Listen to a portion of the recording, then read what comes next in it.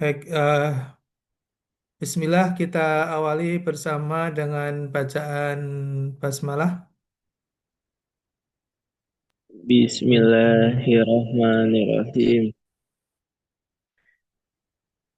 Eh, Baik, saya siapkan materi tentang bagaimana membangun koperasi, terutama yang sekarang sedang hangat dibicarakan ya oleh kalangan semua pihak, baik pemerintah, bahkan LSM juga ikut bicara, sebagian akademisi yang peduli tentang koperasi juga bicara, begitu ya. Saya kira kita menjadi bagian ya dari kebijakan yang sekarang ini sedang digaungkan oleh pemerintah Presiden Prabowo Subianto ya. Lepas dari segala kekurangan yang ada, tentunya ketika ada isu koperasi dibicarakan, maka akan berdampak positif tentunya bagi ekosistem perkoperasian kita. Walaupun tentunya tidak ada kesempurnaan dan tidak ada sesuatu yang uh, yang sempurna, tapi perlu ada kontribusi pemikiran dan sekaligus partisipasi dari kita sebagai bagian dari insan akademik yang berkecimpung dan uh, ruang lingkup studi kita tentang perkoperasian gitu ya. Jadi kita ingin melihat dari sisi mana eh, koperasi desa ini bisa kita tinjau, bisa kita pahami, dan bisa kita mengerti sebagai bagian dari membangun koperasi di Indonesia.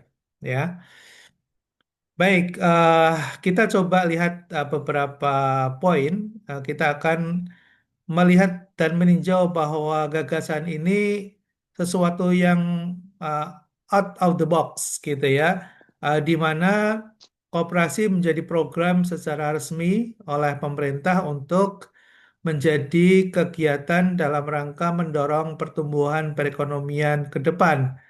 Nah, saya kira kita sebagai insan akademis ya yang berada di lingkungan perguruan tinggi pendidikan perkoperasian, maka tentu ini menjadi salah satu trigger untuk kita semakin bersemangat gitu ya, semakin mestinya menjadi pendorong kita, motivasi kita untuk semakin mempelajari koperasi gitu ya, karena tentunya uh, minimal 5 tahun ke depan ini kan akan menjadi kegiatan pemerintah secara resmi gitu ya. Jadi eh, kita mungkin atau kalian yang sedang studi pada saatnya ketika sudah selesai gitu ya, ketika menjadi sarjana S1 dari Ikopi University yang merupakan salah satu universitas koperasi terbesar di Indonesia,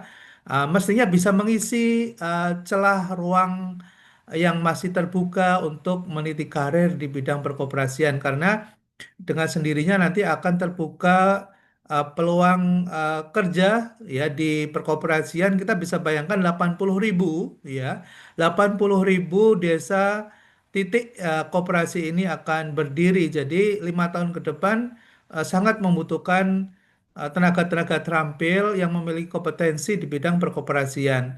Jadi saat ini kalau kalian tidak sungguh-sungguh mempelajari tentang koperasi dan kompetensi di dalamnya, sangatlah rugi tentunya, karena bisa jadi nanti peluang itu akan diisi oleh orang lain padahal orang lain tidak belajar tentang koperasi. Ini yang menjadi tantangan terbesar ya. Jadi opportunity sudah terbuka, peluang sudah terbuka. Pertanyaannya, apakah kita akan bisa mengisinya dengan kemampuan dan keterampilan pengetahuan yang kita miliki dari proses perkuliahan pembelajaran selama di Kopin University ya. Jadi ini penting banget dan saya kira jangan disia-siakan kesempatan yang baik ini ke depan.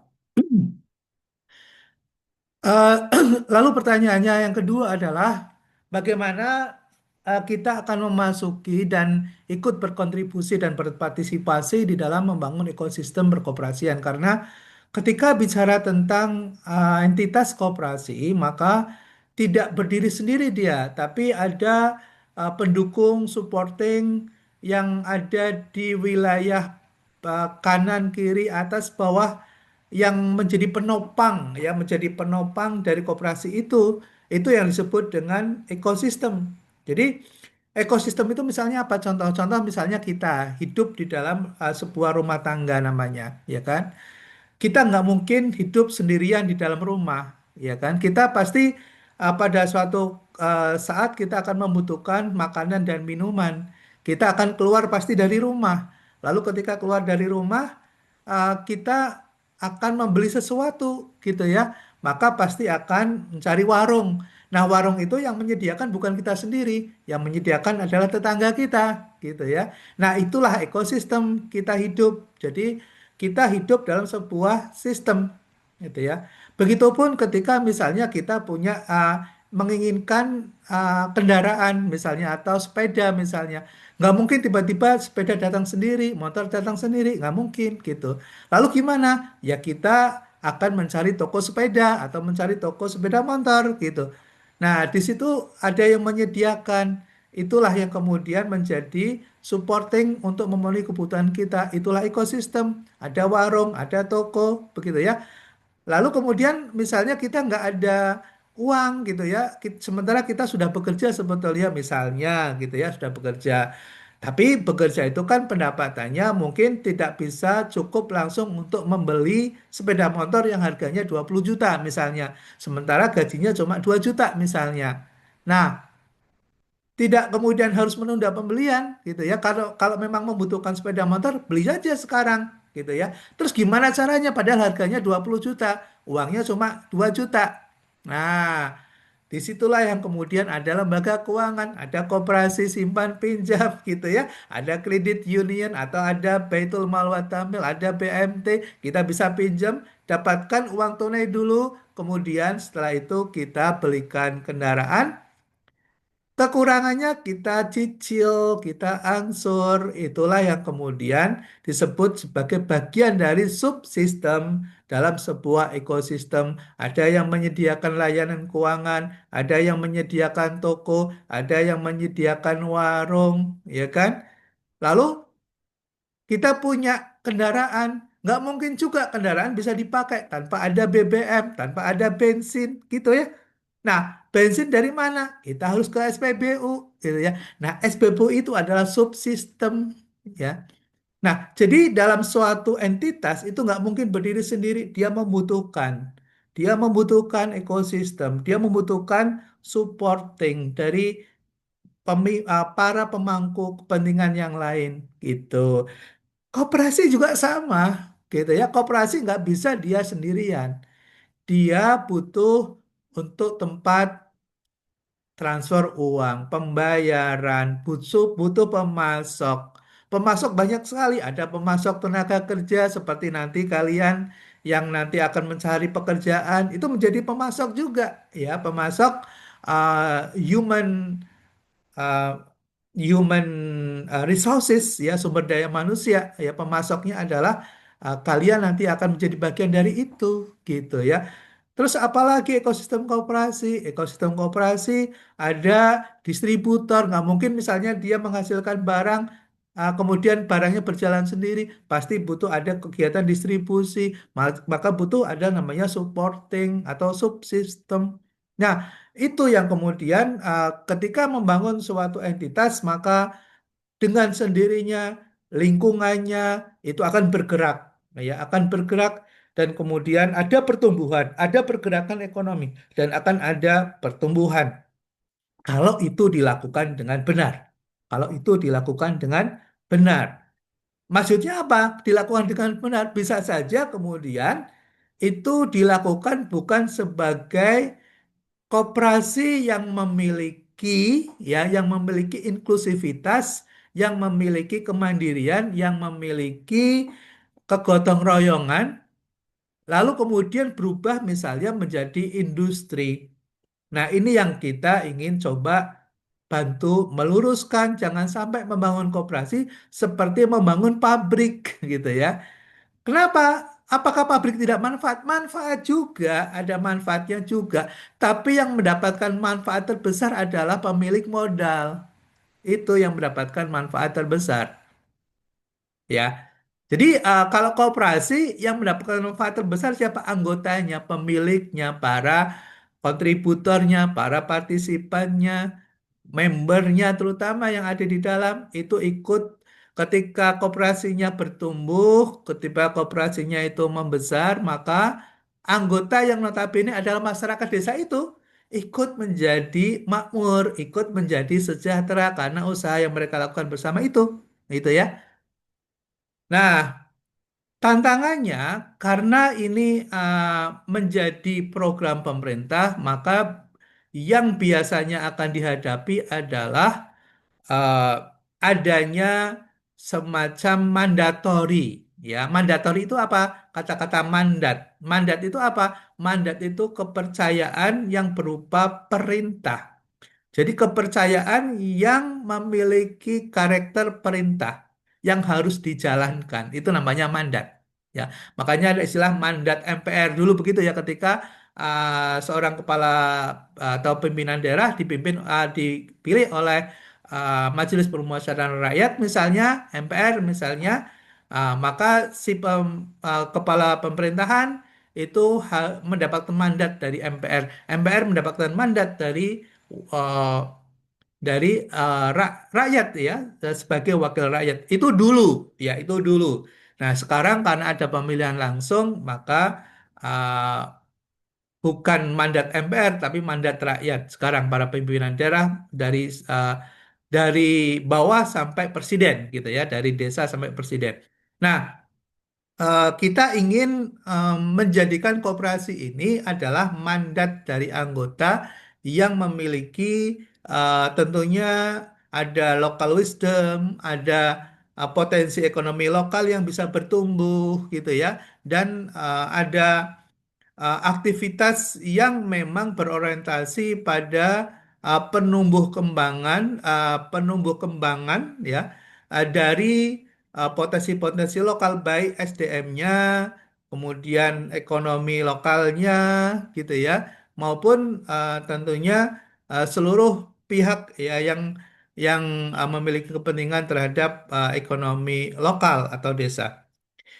Nah, saudara sekalian, kita tadi sudah mengatakan bahwa saya kira ini suatu keberanian ya dari pemerintah Prabowo untuk membawa isu koperasi ini menjadi isu nasional yang tidak sekedar hanya isu, tapi juga didorong menjadi sebuah kebijakan. Ini tidak mudah kalau tidak punya kekuatan yang besar ya untuk mendorong agar koperasi ini bisa ada di garda depan dalam pembangunan ekonomi kita ke depan. Nah, saya kira ini tidak boleh disia-siakan ya oleh semua pihak terutama insan-insan yang peduli terhadap koperasi.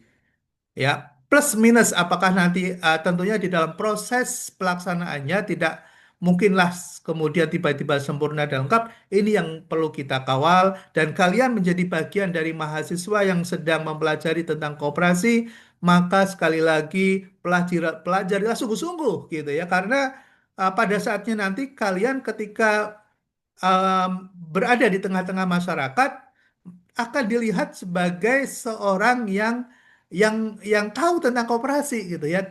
Nah, yang menjadi naif adalah ketika ditanya lalu kemudian kita nggak bisa menjawab ya. Misalnya, gimana cara mendirikan koperasi desa?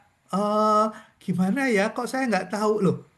Padahal belajar koperasi, mendirikan koperasi nggak tahu misalnya ya. Atau misalnya ini gimana ya pembukuan di koperasi itu gitu ya. Ini caranya gimana sih? Apa saja sih yang perlu dibuat administrasi gitu ya. Buku-buku apa saja sih yang perlu disiapkan gitu ya.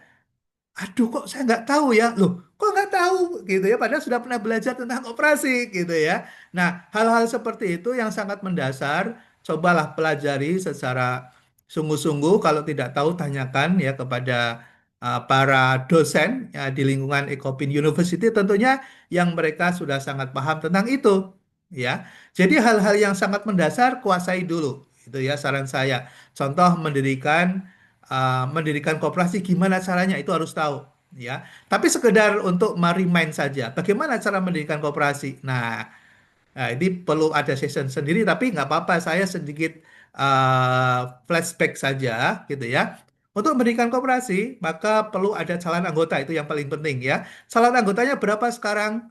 Minimal, oke, sambil remind. Ada berapa orang minimal? Halo, masihkah mendengar suara saya? Halo, halo, halo. 9 orang, Pak. 9 orang. Oke. Terima kasih Mbak Nisa. Eh, kita tetap ini ya, tetap interaktif ya. Walaupun mungkin kita kuliah dalam suasana virtual begitu ya. Saya nggak melihat sebetulnya sedang apa. Kalian sedang ngobrolkah, sedang membacakah, saya nggak tahu ya. Tapi mohon biasanya ada kode etik ya, bisa dibuka. Ininya apa namanya? Kameranya bisa dibuka. Boleh dibuka, Mas Rizal, Mbak Risa, Mas Sahrul. Ya, gitu. Makasih, Mbak Jenny. Mbak Nisa, boleh dibuka kameranya? Pak, Mas mohon maaf, Rizal? soalnya aku lagi di luar, lagi di rumah sakit. Oh, lagi di rumah sakit. Coba kila, mudah-mudahan cepat sembuh ya. Mbak Nisa, Mas Sahrul, kita berberapa sih? Berempat kah? Atau di kelas ada teman yang lain, Mas Jenny? Maaf, Bapak, di akun ini 4 orang. Oh, 4 orang. Ada Mbak Nabil, ada Mbak Wati, ada Mbak Alia, Mbak Mai. 4 orang. Oke. Thank you. Terima kasih. Tetap ini ya. Tetap keep in touch ya. Kita jaga ini apa namanya interaksi kita. Oke. Makasih. Tadi saya bicara tentang apa ya? Tentang bagaimana cara mendirikan koperasi gitu ya. Nah, tadi yang jelas harus ada calon anggota. Calon anggota kemudian bermusyawarah dan bermufakat dalam satu acara namanya rapat pendirian. Nah, di dalam rapat pendirian itu disiapkan beberapa agenda gitu ya. Agenda yang pertama adalah menyetujui nama ya. Jadi pertama yang kita setujui adalah namanya apa koperasi itu. Yang kedua, agenda untuk menyetujui jenis koperasi. Koperasi apa yang akan kita dirikan? Apakah koperasi konsumen atau koperasi produsen gitu ya. Nah, lalu kemudian agenda yang ketiga, misalnya kita akan mendirikan koperasi di mana? Nah, itu ya, di mana lokasi dan domisilinya gitu. Nah, ditentukan tuh apakah di Jatinangor atau di Bandung Selatan atau di mana begitu itu harus disetujui oleh para calon anggota pendiri ini.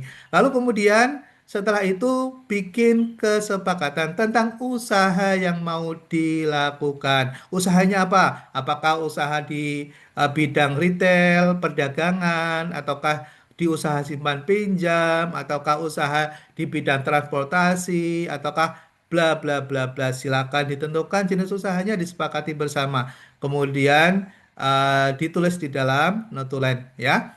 Lalu kemudian setelah itu bikin susunan pengurus atau kepengurusan ya. Jadi ada dipilih ketuanya siapa, sekretarisnya siapa, bendaharanya siapa.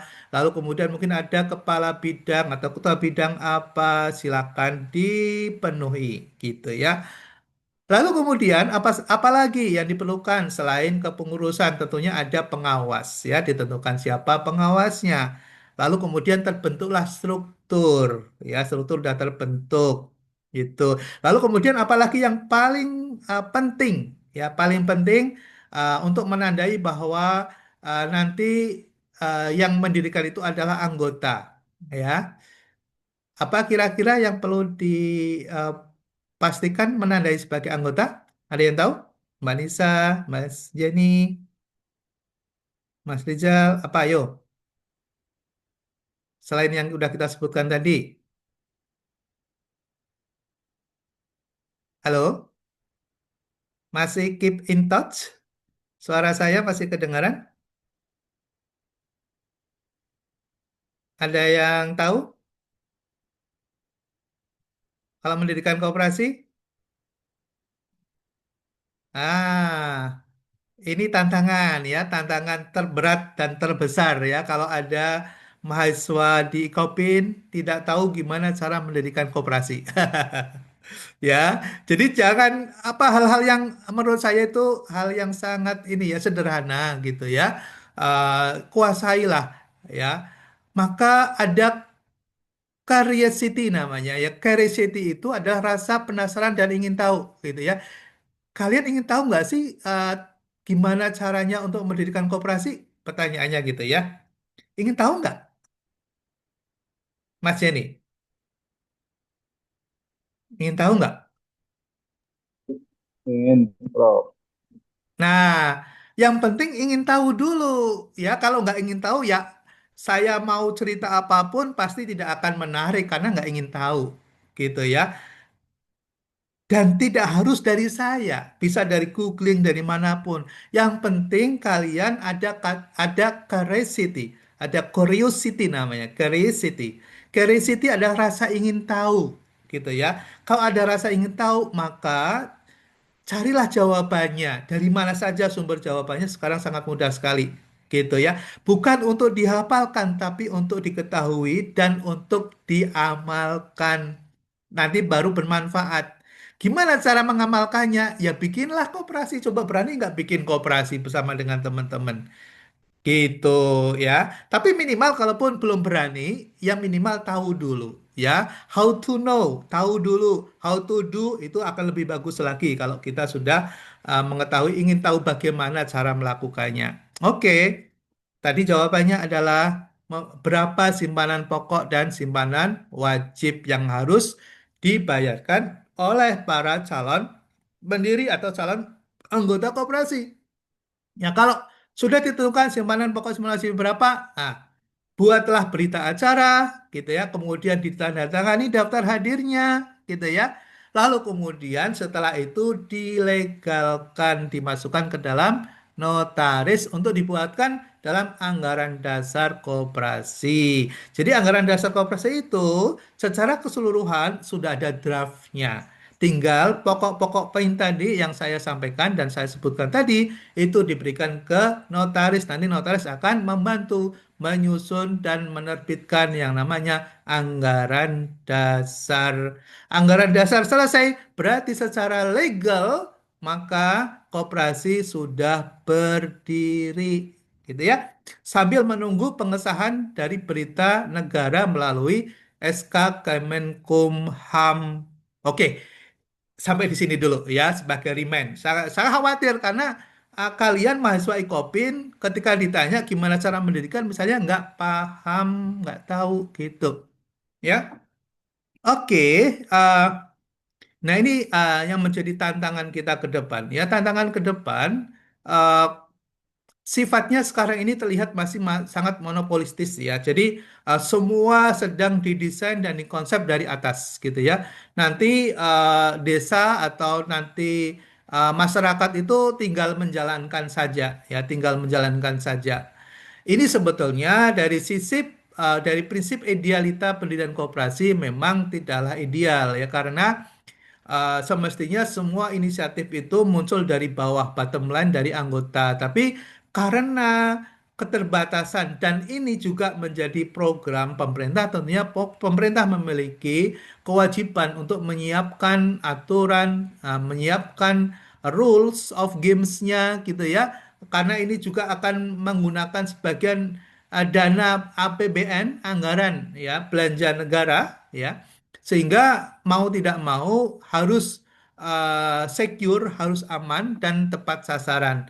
Nah, disitulah yang kemudian terkesan menjadi monopolistis gitu ya.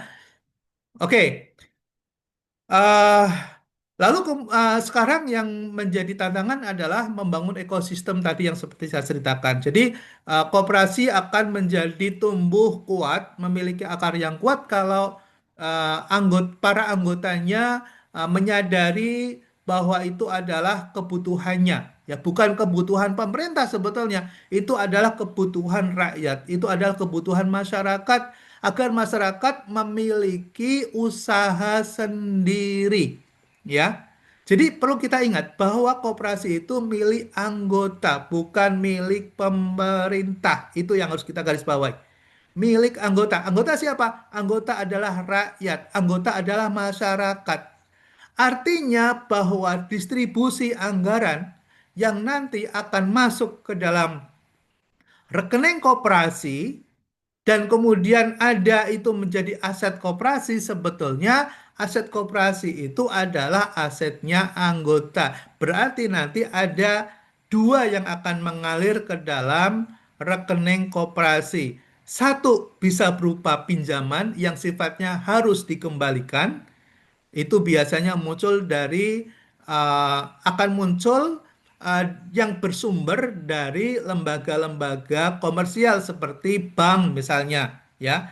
Bank yang menggunakan dana komersial ketika memberikan pinjaman kepada koperasi, maka koperasi memiliki kewajiban untuk mengembalikan. Nah, maka pencatatannya ini juga masyarakat dan rakyat harus tahu gimana cara nanti mencatatnya gitu ya. Mencatatnya sebagai hutang bukan sebagai modal gitu.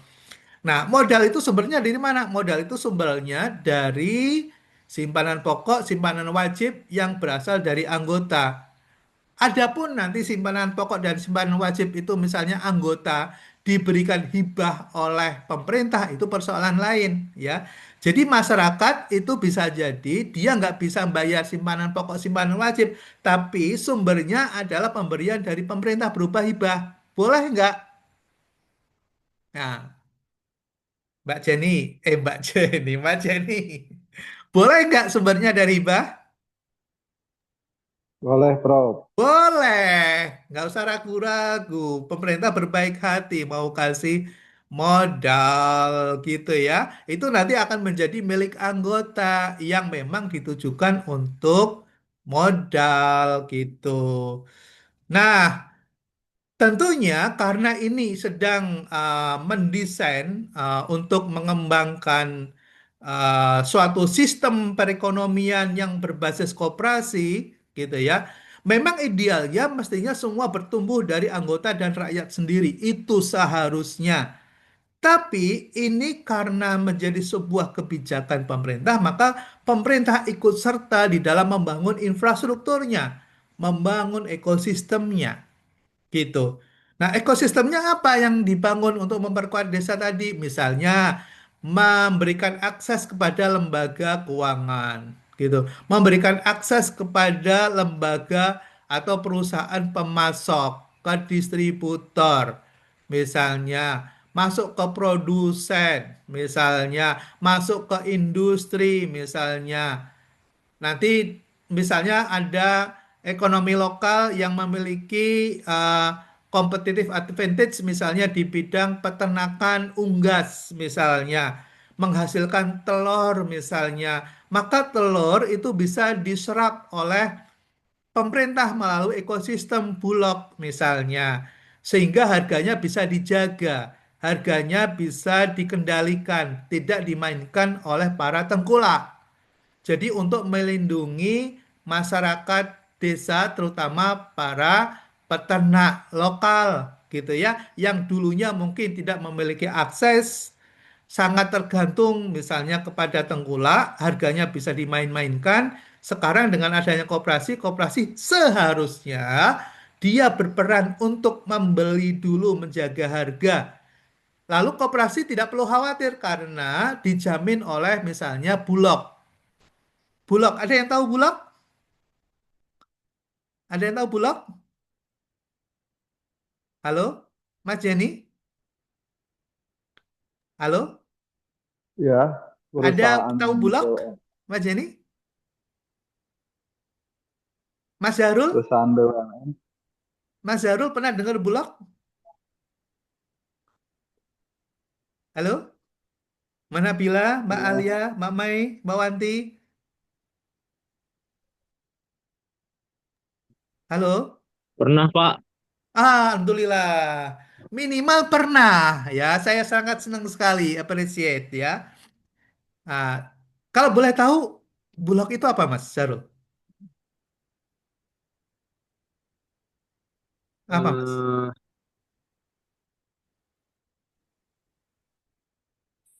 Salah nggak apa-apa. Apa yang diketahui dari Mas Harul tentang Bulog? Ya, halo, halo Mas, suaranya nggak kedengaran saya ini. Apa ini ada masalah di di device saya? Nggak. Loh, loh, loh. Ya, Mas Harul. Iya kayak tempat untuk menghimpun logistik gitu, yang logistik negara lah. Oh, oke, good lah, good. Ya, jadi Bulog itu salah satu lembaga milik pemerintah gitu ya, uh, yang didedikasikan untuk menjaga kepastian logistik ya logistik.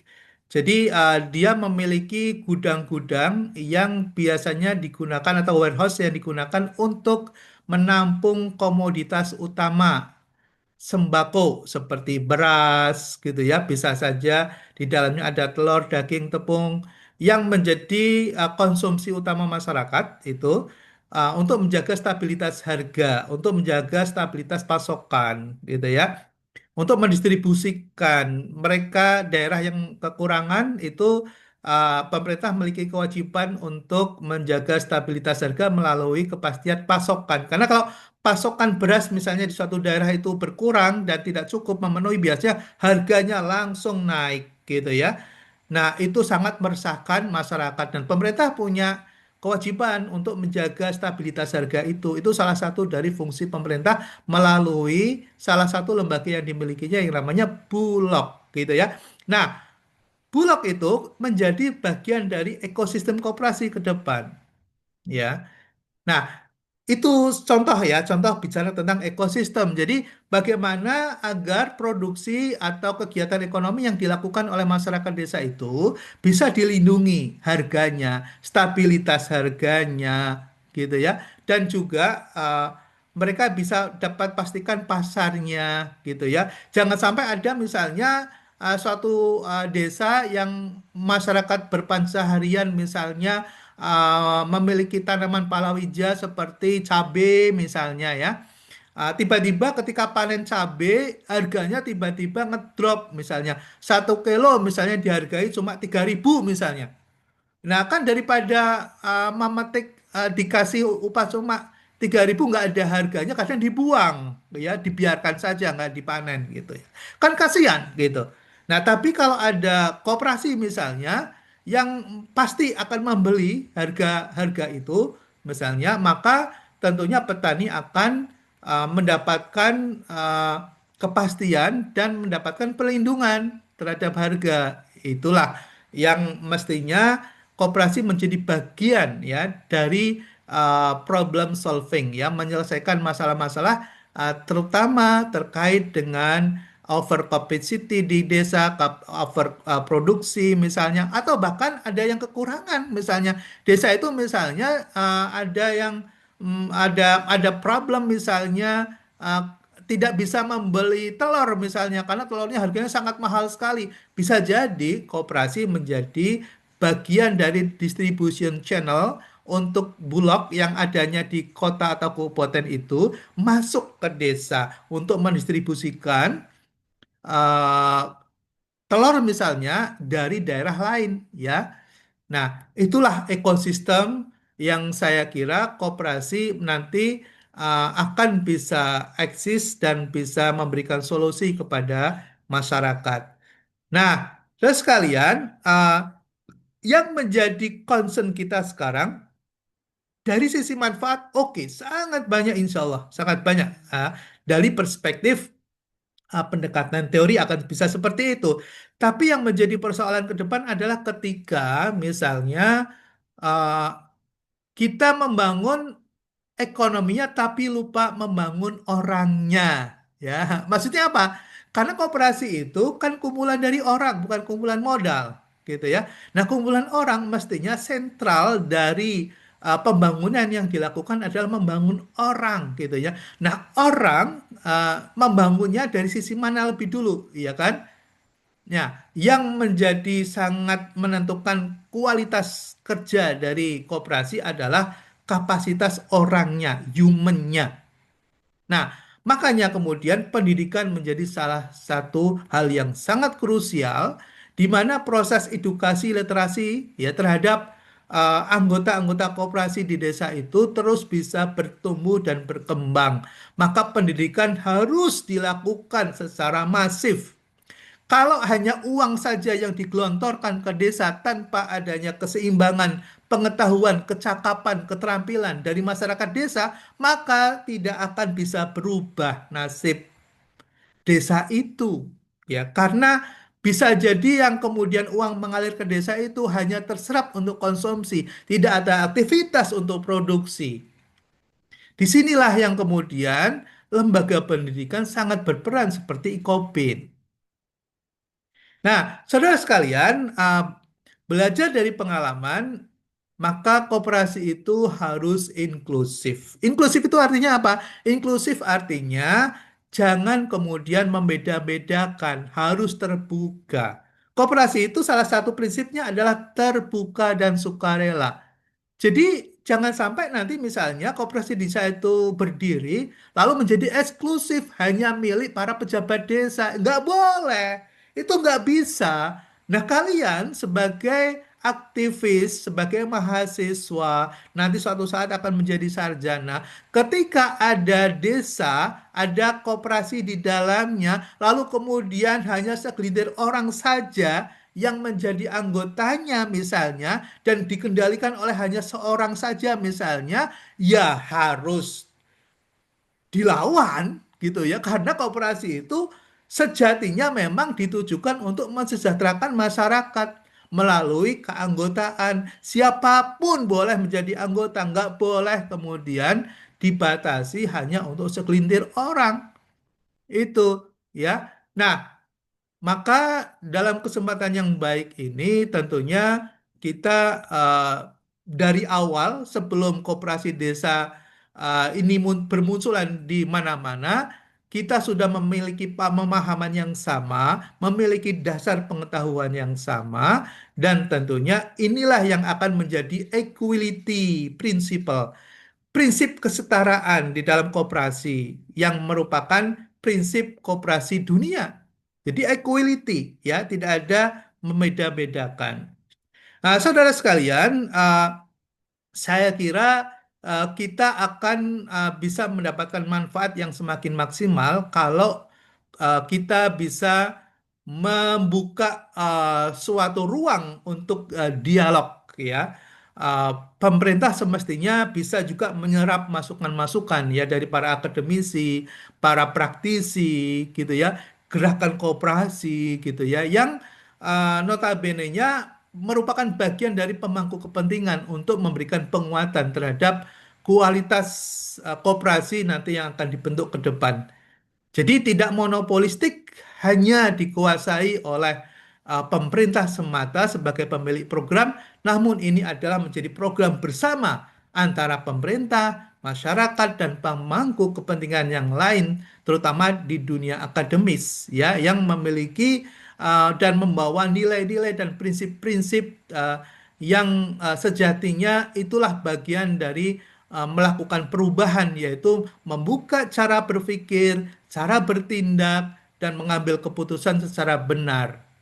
Ya, saudara sekalian, sebagai penutup, tentunya kita berharap bahwa pembangunan koperasi kita bisa inklusif, ya, partisipatif, dan sustain, tidak jangka pendek, ya. Karena kalau tadi hanya kepentingan politik sesaat, maka bisa diprediksikan bahwa koperasi merah putih ini akan berhenti ketika pemerintah berganti era kepemimpinan yang baru nanti suatu saat, itu ya.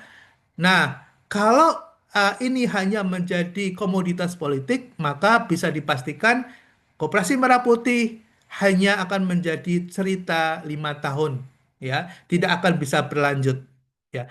Tapi sebaliknya, kalau kemudian pemerintah membuka ruang dan memberikan kesempatan kepada semua pihak untuk ikut membantu dan memberikan kontribusi, maka sejatinya sedang membangun suatu fondamen yang kuat sehingga siapapun nanti berganti pemerintahan, koperasi ini akan bisa terus berlanjut karena menjadi milik bersama, bukan hanya menjadi milik pemerintah, tapi menjadi milik masyarakat dan rakyat Indonesia. Maka Indonesia akan bisa disusun sistem perekonominya berdasarkan pada pasal 33, usaha bersama, ya, usaha bersama yang yang menjadi ruh, ya, bagi pasal 33, ya, bahwa perekonomian disusun sebagai usaha bersama, ya, berdasar atas azas kekeluargaan. Saya kira itulah amanah yang diberikan oleh founding fathers kita, Bung Hatta dan Bung Karno, serta seluruh para pendiri bangsa ini, bahwa inilah sistem ekonomi yang mestinya dibangun untuk rakyat, untuk masyarakat banyak, untuk mensejahterakan rakyatnya sendiri. Saya kira demikian. Terima kasih atas atensi dan seluruh uh, perhatian. Ya, jadi belajar yang giat, ya, ini terbuka kesempatan untuk yang sedang belajar koperasi untuk ada ruang yang terbuka. Apakah kita akan mampu mengisinya atau tidak, tergantung kepada kalian yang sedang saat ini belajar untuk membersihkan diri secara lebih baik ke depan. Terima kasih. Kita tutup dengan bacaan hamdalah. Alhamdulillah. Alhamdulillahirabbil alamin. Alhamdulillahirrahmanirrahim. Kita tutup dengan kafaratul majelis. Bismillahirrahmanirrahim. Subhanakallahumma wa bihamdika Bika asyhadu asyhadu an an la la ilaha illa ilaha anta illa anta astaghfiruka wa atubu astaghfiruka wa atubu ilaik. ilaik. Assalamualaikum warahmatullahi wabarakatuh. Waalaikumsalam warahmatullahi wabarakatuh. Terima Terima kasih. kasih banyak Bapak. Sama-sama. Yang sedang sakit mudah-mudahan cepat sembuh, ya, Mbak Nisa. Cepat sembuh. Amin. Mbak Kila.